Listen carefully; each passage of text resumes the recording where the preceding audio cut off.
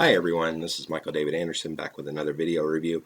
I promise I'm going to get back to regular written reviews soon, but I figured after my last couple of reviews, the first for the movie Blair Witch and then for Halloween Horror Nights 26, I figured I would actually do a book review in video format. Today I'm actually going to be reviewing Joe Hill's The Fireman. Now, that being said, Joe Hill, for those of you who do not know, is one of Stephen King's sons. Both of his sons are writers. Owen King does not actually write horror. He writes more like literary fiction.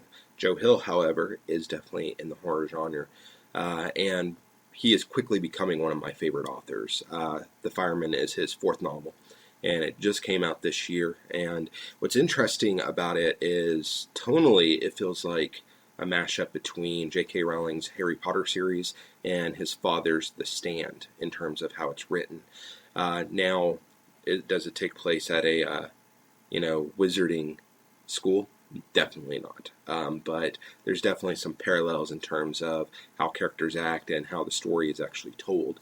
And Joe Hill actually makes a point of saying in the acknowledgments that without J.K. Rowling, and reading the Harry Potter books, he probably wouldn't have known exactly how to tackle this book. So there's definitely some interesting beats there. Now, that being said, of course, the concept of the novel is that there's an infection that is rapidly spreading, and it's spreading so quickly that like the CDC and scientists, are only able to figure out a little bit about it. There are studies, but there's never any definitive answers. Essentially, the street name for this infection is called dragon scale. What it does is it infects you, and not only does it get into your brain, but it also marks your body with actual scales and golden loops, throughout it, that give a very interesting marking to the individual. Now, sorry, my phone distracted me. It just popped up with a notification. So, but essentially, the doctors give it an actual, official name. And that's Draco Incendia trichophyton. Now, dragon scale is much easier to say, obviously.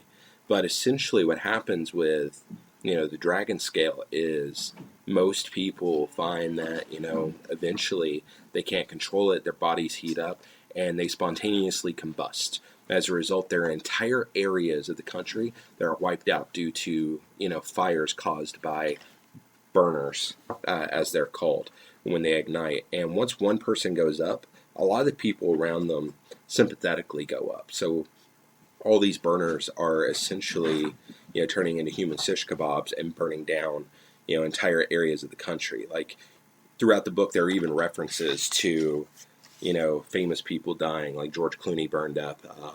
Apparently the president goes up in flames. There's reference to people jumping off the Space Needle when it goes up in flames. Stuff like that. It's actually a very interesting, story. And it's all told from, a limited perspective. It follows Nurse Harper Willows, or Grayson as she was when she was married. She is actually started out the book, as a nurse at a school, and then ends up actually volunteering at a local hospital when, her town becomes overrun by the dragon scale. Ultimately, she becomes pregnant with her husband. They become estranged for various reasons. I think it's better to read the novel to figure out. And then she ends up at a place called Camp Wyndham, which is where most of the book takes place. And it's essentially a refuge for those of the dragon scale.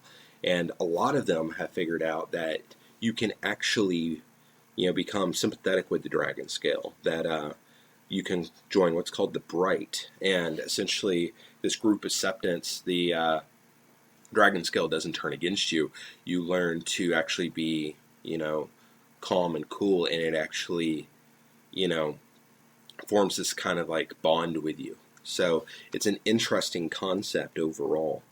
Now, the eponymous character, the fireman, he is actually someone with the dragon scale, and he has actually learned how to harness it for his own, ends. He can actually ignite himself in such a way to where he doesn't burn up, and he doesn't burn from it. He's able to harness it and essentially become a pyromancer. the fireman plays a huge part in the story, obviously, even when there are entire stretches where he's not actually present. And his and Nurse Willow's stories will intercross at multiple points during the novel. Now, that being said, there's also what's called cremation crews that actually go around trying to kill burners. They're not actually, infected themselves. They're the healthy, and they make kind of a sport out of hunting down people infected to kill them, just for the greater good, apparently. And you kind of get the feeling that's one of these things where they, think that they're doing the right thing, but they're actually doing it more for themselves too. And you get the sense that they are enjoying it way too much. And it's definitely an interesting statement, especially with, things that happen in the real world, as far as people taking extreme actions and feeling justified in their actions. It's really one of those moments when you're reading these sequences involving these characters where you're like, these people really believe they're righteous, but at the same time, you can tell they are way too into it for it to be a good thing. And there's a lot of interesting conflict. And the thing about Camp Wyndham is everything in Camp Wyndham is not what it seems to be at first. And obviously, whenever you get a group of people together, there's going to be bad things that happen, unfortunately. People don't get along, people make the wrong choices, and of course you're going to find that, people, rise to power who shouldn't even have power. I'm not going to even make any political comments on that whatsoever. I'm going to leave that as it is. But it's interesting, what sort of parallels you can draw with the real world, but also just as far as storytelling goes, to see how it works out. There's one character in the book, Carol, who has no business being in charge of the camp, and she will be for a large section of it. It's during these parts especially where it does feel like Joe Hill is getting a lot of influence from J.K. Rowling, because there's even a punishment that gets put out that seems like something Dolores Umbridge would do if she wasn't a witch. It's something simple and, really unassuming to a degree, but it's also one of these things that, you could tell it's a matter of stripping of dignity. And it's amazing how people just kind of go along with it. And then there are others who are like, this is ridiculous. This is the most dehumanizing, thing that you could do, because the lengths that they take this punishment, while not necessarily initially harmful, can definitely not only damage the psyche, but can also lead to other repercussions. I'm trying not to spoil the book too much, because there's so much of this book that is amazing that I just want you to be able to check out for yourself. And of course, there are going to be obvious parallels to The Stand. There's even a Hand of God moment. For those of you who have either watched the original Stand miniseries that came out in the 90s or read the novel, you'll know what I mean. But I feel like Joe Hill does it so much better than his father in this case, because it makes sense in the context. Whereas in The Stand, it was a Deus Ex Machina ploy. So I definitely like where the Fireman takes things much better. Plus, it is a shorter novel. If you read the uncut version of The Stand, you were looking at over 1,100 pages. Here, you're only looking at, what was it? I'm double checking just to make sure I'm not crazy. You're looking at close to 750 words. Now, one thing I really like that Joe Hill does as well is, he'll end the book and then he'll have like his author's notes and whatnot, usually hidden within the final notes. You'll usually find like a hidden epilogue or coda. Definitely make sure you're looking at this, because you're actually going to miss a major part of the story as far as a resolution. It's kind of like a button scene in movies and theaters. So make sure that you stay through the credits and catch that final scene, because I think it's going to give you a bit more resolution than even the initial ending did. He's done it here in Fireman. He also did it in his previous novel, Nosferatu. That is spelled Nos4A2. It's essentially a vanity license plate in reference to, of course, the Dracula adaptation Nosferatu that was a silent film that was actually ordered to be destroyed, and there are still copies out there because it was a unauthorized adaptation. Now, that being said, I thoroughly enjoyed the novel. It's probably one of the best books I've read this year. So I'm going to do something that, normally doesn't come from me. I'm giving The Fireman 10 out of 10 on my review. Hands down. It's the first perfect review I've given out. This book, does well as far as, like, not only entertaining, but Joe Hill has a way of playing into your expectations, but then defying them at the same time. And really, overall, it's just a masterfully written book. I honestly would, sorry, my words aren't working all of a sudden. I would definitely recommend it to anybody.